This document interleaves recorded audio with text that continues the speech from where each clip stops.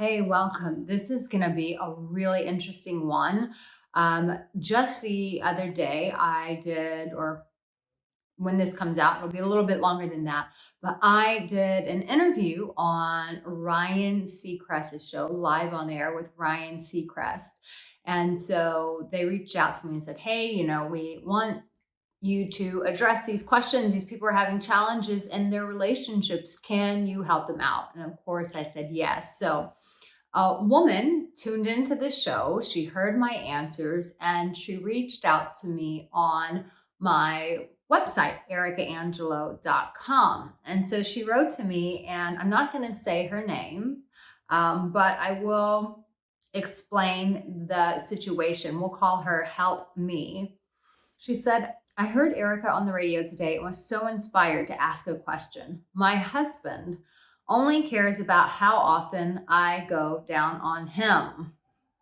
Whenever I bring up our sex life, his resistance is, if you only sucked my. He hasn't tried to give me an orgasm in 3 years. That is way too damn long not to have an orgasm in a relationship. Sorry, husband, but you are not doing the job, my man. I try so hard to communicate how I feel when we're having sex, but he does not listen. And I feel like I'm a girl in his very own porno. Every time we try to have sex, it's like he can't hear me, but he keeps trying to act out his sex dreams. And I'm just not part of it. Ouch. I'm so turned off and don't know what to do to connect with him. Please help. If he's not meeting your needs, how to tell him, what it is that you want. And she's really honest here. Like, first and foremost, in a relationship, the reality is this: when both people are able to climax, like, this is the ultimate satisfaction for both partners. I would say to you, Help Me, that your husband, when you hit it right on the nail when you said, I feel like I'm in some porno, but it's his and I'm not even there. And the reality is, the hard thing is men aren't really taught from a young age about sex. And so their only outlet to be able to figure that out is through porn. Unfortunately, you hear a little bit of it at school. But in our Western, and especially in America, it's very Victorian, or it has been. So men have had no other option but to go to porn. And then they get into intimate relationships, and some of them become so desensitized because that's the only place where they've gotten their information, that they think that this is actually pleasure, that this identifies them as a man, as a desired man, as an attractive man, as a sexual man. Meanwhile, the woman just feels like a body being used. It's like, well, go get a blow up doll. Like, why am I even here? So I just want to bring some context and some understanding there, which is why I made so many videos pertaining to men about sex, because this was such an issue where men were just really kind of lost. Like, teach me. I want to know how to pleasure a woman, but teach me how to do it, because there's nowhere else for them to really get that information. And I'm sure I can just hear women saying, like, well, we figured it out. It's true. So in this situation, yeah, your partner, like, on a deeper level, I'm like, this guy's got some like identity issues, but that's like a whole nother topic there. But that is what's going on underneath this guy. The fact that it's all about him and he can't connect with you. One, I just want to validate you and say, like, this isn't about you. Like, he's got his own identity stuff that he hasn't worked out, which is why he's jumped into this pseudo form of like lovemaking / porn style. So I'm going to give you some pretty unorthodox advice. And here's the reason why. I want you to feel empowered in this. And so the first thing that a person has to do when there is not a need being met in a relationship, we can feel powerless, we can feel vulnerable, we can feel rejected. And those aren't really the strongest place to go and ask for what you want from that position when you're feeling weak, when you're feeling susceptible to hurt. It's not always the strongest place. When you have a partner who can hear you, of course, you can go to them with your vulnerabilities. But what you're sharing with me is your partner is not listening to you. And so that's why I want to build you up first before you go and have the conversation, because first it starts with you, right? So the first thing that I would encourage you to do is really develop a healthy life of masturbation and pleasing and bringing pleasure to yourself. Because at the end of the day, we are wired for pleasure. And if your partner is not giving you that pleasure, then it's your responsibility to your beautiful body to go, hey, I'm going to love you the way you deserve as much as you want. And so I don't know if that's something that you're already doing, but that's something that I would encourage you to do. So when you have a partner who's not listening, and no matter what you do, they're not listening, I'm of the mindset that you kind of have to go to the extreme. So here's one thing that I would encourage you to do, which is super unorthodox. One, I'm already telling you to start masturbating. So it's like not even going to him. First, fill your cup up first. Fill your pleasure tank up first before you go to your partner if he's not in a position to receive your vulnerability. And the second thing I would do is this, like when you guys go to make love, you're going to say, hey, I'm going to do a little show and tell with you. And he's going to be like, what the heck are you talking about? I'm going to do show and tell. And here's the rules. You get to watch me and you don't get to touch me, right? Okay. He's like, okay. Just play it out with me. Like, meet him where he is. If he's into play and like picturing himself in this porn, pretend it's one of your porns, okay? But you just get to watch me and you don't get to touch me. So then you take your toy and you begin to bring pleasure to yourself with him watching. And then once you get to that place where you have the endless, the big O, right? After that's done and after you've, wiped off your perspiration, you're like, whew. And then you look at him and you say, do you see what my body is capable of? You see, what we're doing doesn't get me here, but this is what my body is capable of. And if you'll just listen to me, I can show you how to do that. But right now, I feel like a blow up doll to you. And that is not fun for me. So if you need a blow up doll, maybe that's something that you should buy. But if you want to see my body do this, then you're going to have to start playing ball with me so that we can make a connection that way. I know this sounds really extreme, but here's the thing. When you're dealing with a hard-headed person, a stubborn person, a person who's gaslighting you about your sexual experience and making it all about them, someone who's selfish, someone who is, not very strong in themselves. So a strong person can hear two sides. A weak person is very solely myopically focused on just their own needs. This is a weak person. And I don't mean like inside, there's just something not strong there that hasn't been built up.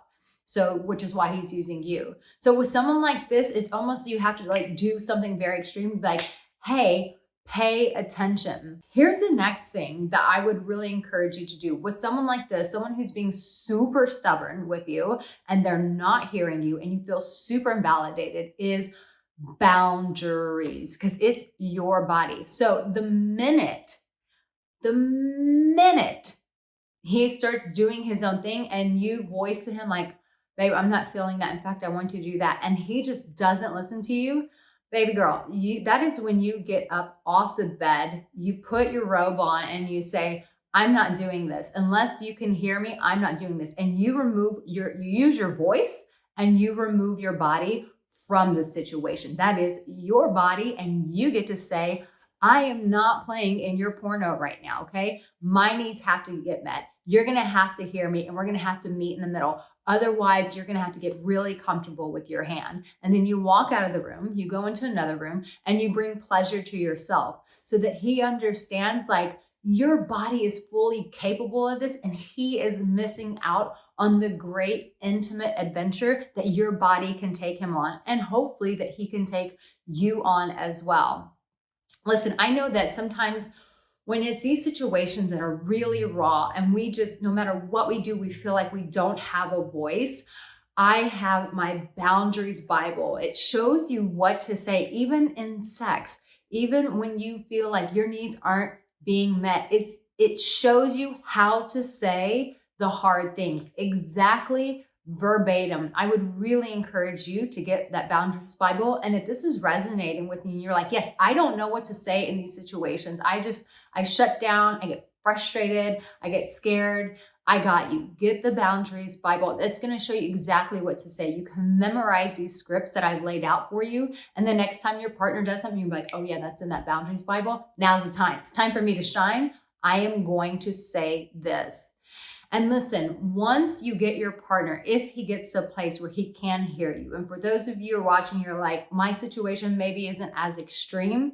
I have a partner who listens to me, but we're just not vibing. We're still not connecting on this.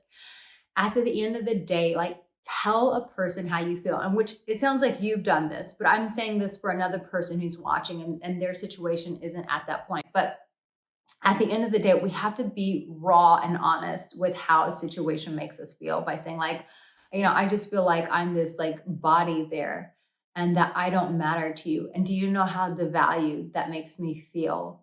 And do you know how much, when I signed up for this relationship with you, how much I wanted to enjoy pleasure with you and on a consistent basis? And when you don't provide that to me, I feel like I'm not special. I feel like I don't matter to you. I feel like my needs are not important. I feel like I'm not a priority. And I just need you to know that that really hurts. It cuts me on a really deep level. And I'm really asking you that we find some common ground to facilitate some change, because something, and you can say this as well for my help me situation, something has to change because I cannot continue on like this any longer. When we have used our voice over and over again, there comes a point where we have to draw a line in the sand and say, enough is enough. I cannot keep doing this. Something has to change. And if this doesn't change, we need to call Arica, hire a coach. We need to see a therapist. We need to go to a workshop. But something has got to change. We cannot continue at this pace any longer. We are running on empty, and we know what happens when we run our bank account on empty, we run our car on empty, we run our bodies on empty. Things fall apart. Hey, I'm trying to be proactive here and get ahead of this before this falls apart.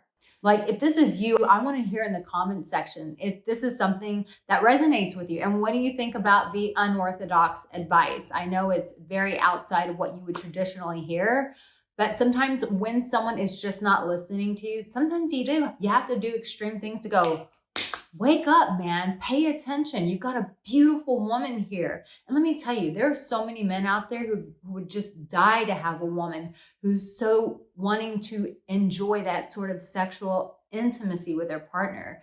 So I just want to really encourage you and say that this is something that many men would dream of having. And so the fact of the matter is, your partner can't see that because he's got some private identity issues that he needs to work through. But let's just confront the sex thing first and foremost. And then hopefully he'll be open to look at the deeper reason why he needs to project himself into this scenario and why he can't connect with his partner, and that there's something deeper going on there. But for now, hit him in between the eyes and be like, okay, wake up.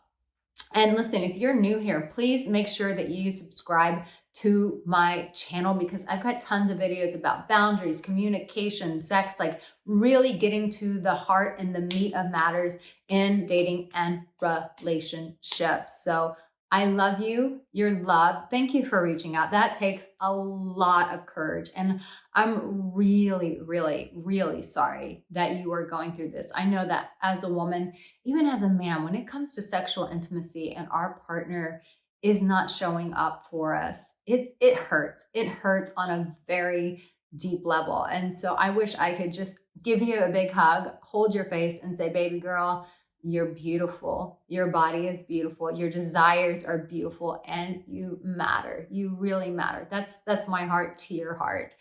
So thank you guys for being here. Thank you for being a part of this conversation. And now I've got this next video that I highly encourage that you watch. You're loved, and stay tuned for my next video. You take care. Love from Arica Angelo from the south of France.